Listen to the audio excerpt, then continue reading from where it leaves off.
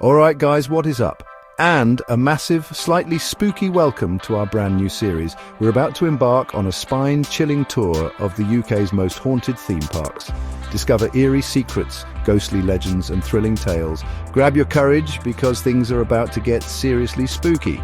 Let's uncover the haunted history of these thrilling destinations. Buckle up, this spectral journey is about to begin.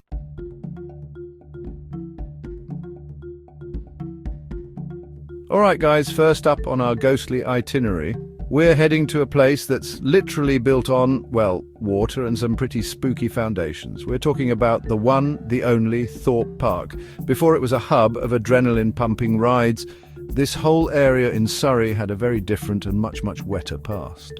Way back in 1939, it was actually a humble gravel pit, can you believe it? Then, in the early 1970s, they decided to flood it, creating a series of lakes, but you have to wonder, what exactly did they disturb when they flooded all that land? The park officially opened in 1979, and even from those early days, there were whispers about strange occurrences.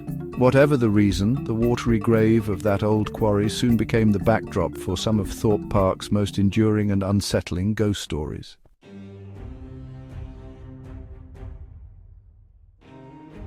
Next on our haunted tour is Alton Towers, a UK theme park steeped in history and ghostly potential. Built around a Gothic stately home, its past is filled with opulence, tragedy and curses. The infamous chained oak curse adds to its haunted reputation. This dark history makes Alton Towers a contender for one of the most haunted locations in the UK.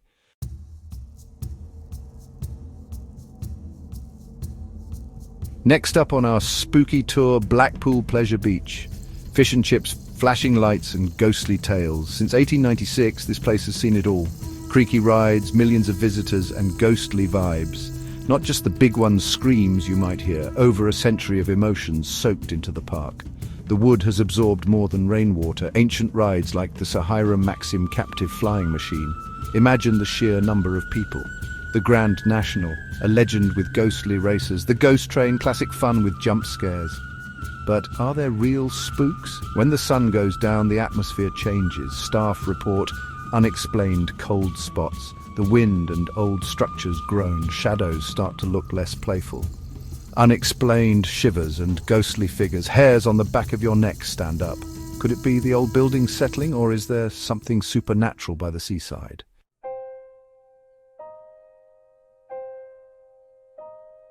Alright, next up on our ghostly adventure, we're off to Chessington World of Adventures. Now, this place is a bit different, isn't it? It's not just a theme park, it's got the zoo as well, which is pretty cool.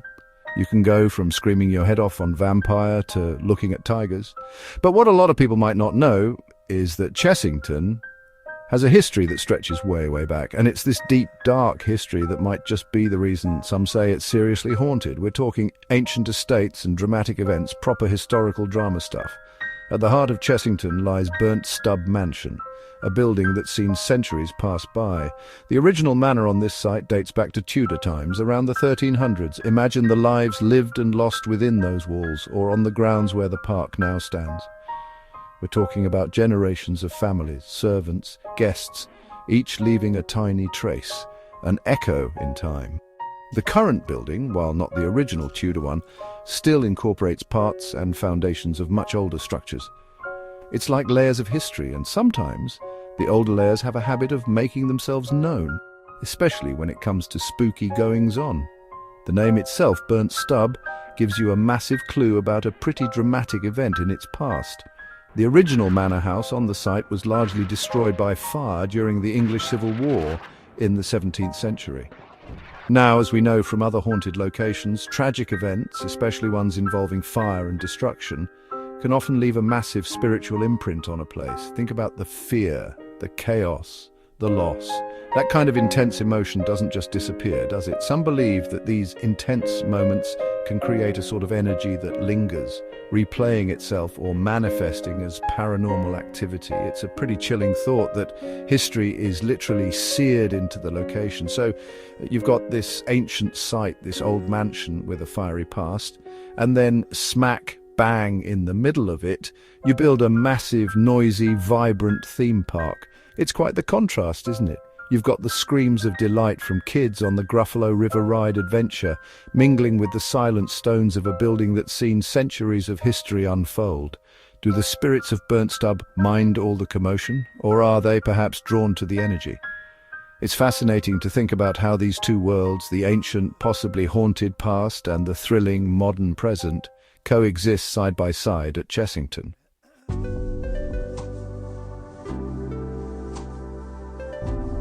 All right, team, our next spooky stop is Drayton Manor. Now, this place is famous for Thomas Land, which is just brilliant for the little ones, and some properly good thrill rides too. It's got that real family-friendly vibe, doesn't it? But just like some of the other parks we've looked at, Drayton Manor is built on land that has a rich, and you guessed it, potentially haunted history.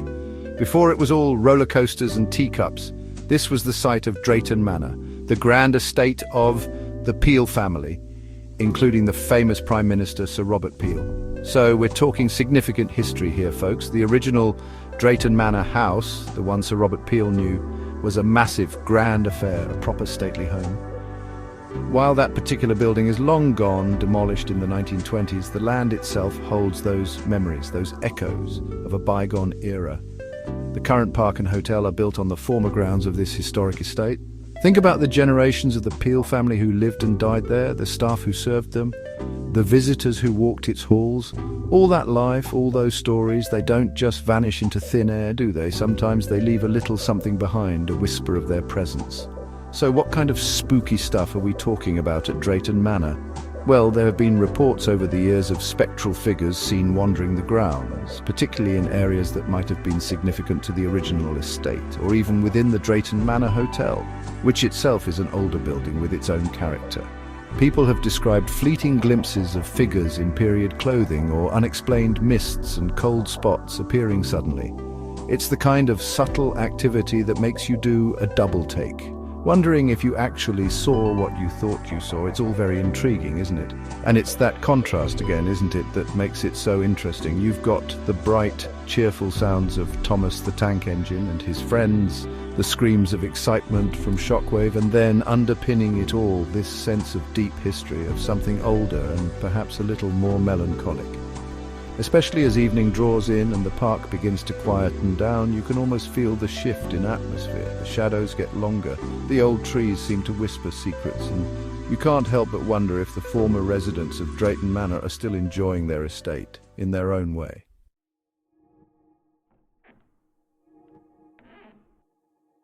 All right, everyone. Next up on our spooky tour, we're heading to Dreamland Margate. This isn't just any amusement park, it's got a history stretching over 100 years. It first opened in the 1870s and has seen many changes. With all that history, you know there are going to be some stories.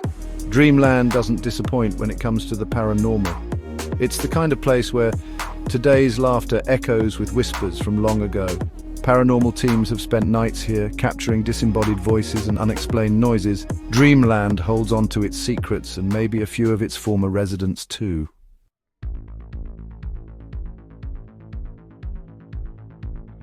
Next up, we're heading to Lightwater Valley in Yorkshire. This park is set in beautiful countryside, peaceful by day, eerie by night. Local legends and spooky whispers abound, especially around the wooded areas and older parts of the estate.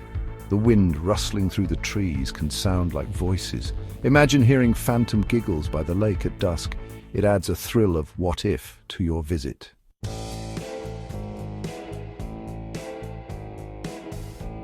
All right, guys, for our next stop, we're heading over to Wales, to Oakwood Theme Park in Pembrokeshire.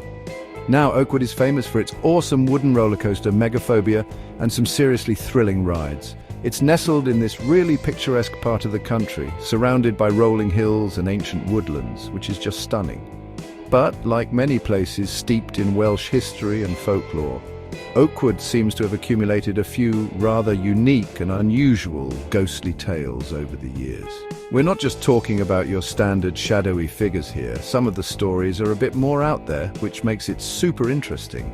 What makes the reported hauntings at Oakwood stand out is that they often don't fit the typical mold. You hear a lot about specific apparitions or cold spots in other parks, but some of the legends connected to Oakwood lean more towards strange phenomena, unusual sounds or feelings that are hard to pin down. Given its location in Pembrokeshire, an area rich with ancient myths, Celtic legends and tales of mysterious creatures, it's perhaps not surprising that any paranormal activity might have a slightly different flavour here.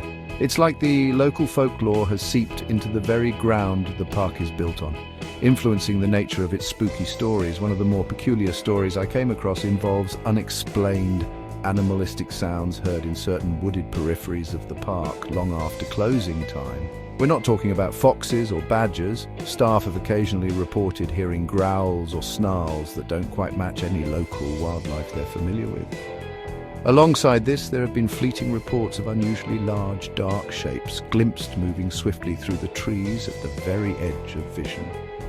It's the kind of thing that sounds straight out of a creepy folk tale, and it's definitely not your average theme park ghost story. It's properly weird and makes you wonder what on earth could be making those noises.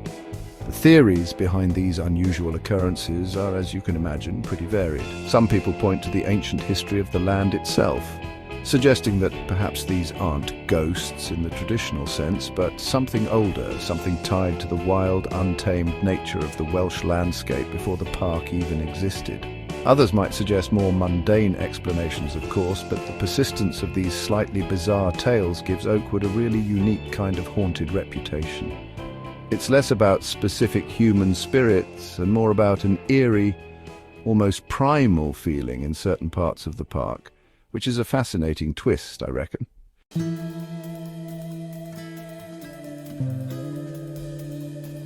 Alright guys, so next up on our absolutely bonkers tour of haunted theme parks, we're heading over to Suffolk to check out Pleasurewood Hills.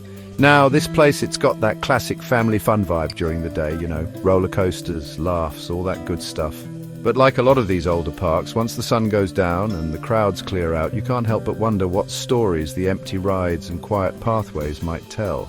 It's got a bit of a charming, slightly old-school feel to it, which, if you ask me, only adds to the potential spook factor. Imagine those colourful rides silhouetted against a dark sky, proper atmospheric. In it, I've heard whispers and read a few bits and bobs online suggesting that Pleasurewood Hills isn't just about the thrills of the rides, but also some more spectral entertainments.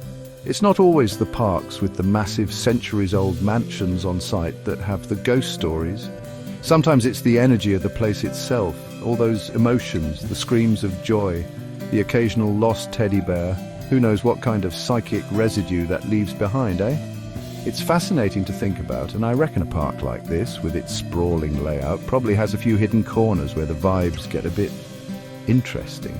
They apparently lean into this spooky reputation a bit, which I always think is brilliant. Instead of brushing it under the carpet, they embrace the eerie, and that often means they've got some tales to tell or experiences to offer that you wouldn't get at your average amusement park.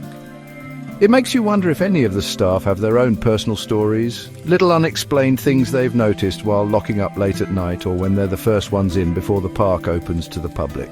Those are the stories I always find the most intriguing, the little personal accounts. So, while it might not have the same ancient gothic horror reputation as some of the others we've talked about, Pleasurewood Hills definitely has that potential for a good old-fashioned haunting or two. It's the kind of place where you could easily let your imagination run wild, especially if you're there for one of their special events after dark. The rustling of leaves in the wind, the creak of a ride settling. Suddenly every little sound becomes something more, doesn't it? It sets the stage perfectly for a few goosebumps, and I'm all for it.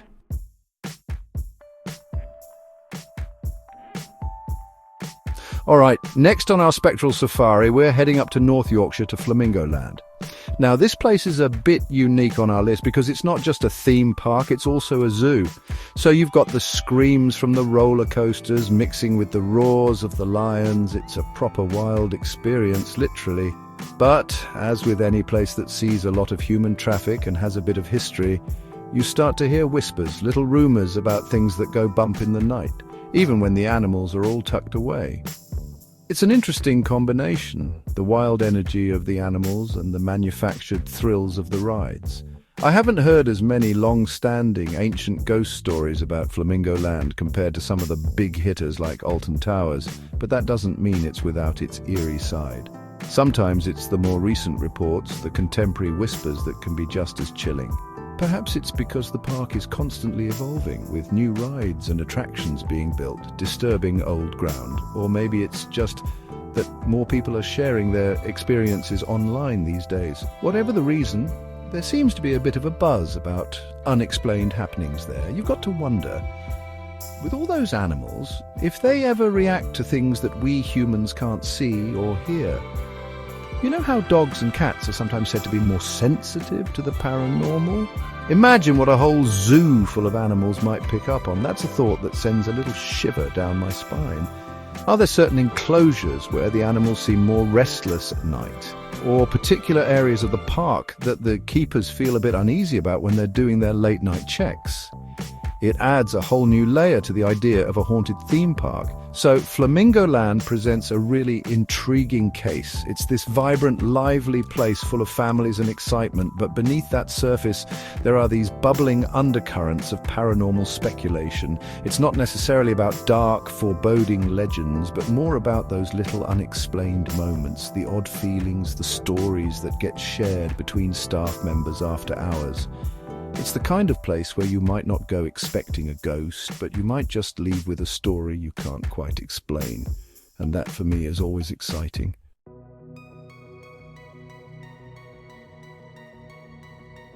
Well, there we have it, guys. That was our absolutely epic, and I've got to say, pretty eerie adventure through some of the UK's most haunted theme parks, both past and present. We've journeyed from the historic towers of Alton to the seaside spooks of Blackpool, and delved into some seriously chilling tales all across the country. It's been quite the roller coaster, if you'll pardon the pun.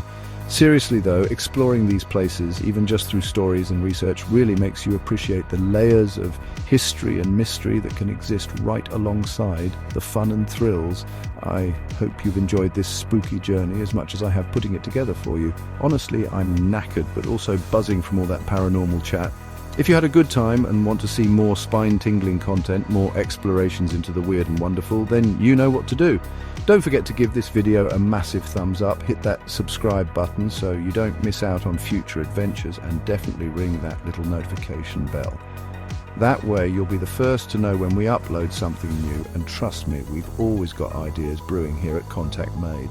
Your support genuinely means the world to us. Now, this is the bit I always look forward to. I really want to hear from you lot. Have you ever had a ghostly experience at any of these theme parks? Or perhaps another one we didn't cover? Share your own spooky stories and paranormal encounters in the comments section down below. Whether it's a full-blown apparition or just an unexplainable creepy feeling, I'd love to read about it. Maybe you've got a local legend about a theme park near you that gives you the chills. Let's turn the comments into a proper hub for all things haunted and theme parky. So, until our next eerie expedition, keep those eyes peeled for things that go bump in the night, and maybe think twice before you dismiss that strange noise next time you're queuing for a ride after dark. Thanks again for watching, stay safe, stay spooky, and we'll catch you in the next video. It's been an absolute pleasure sharing these haunted highlights with you all. Cheers everyone, and have a good one. We've got plenty more planned, so stick around, it's going to be brilliant.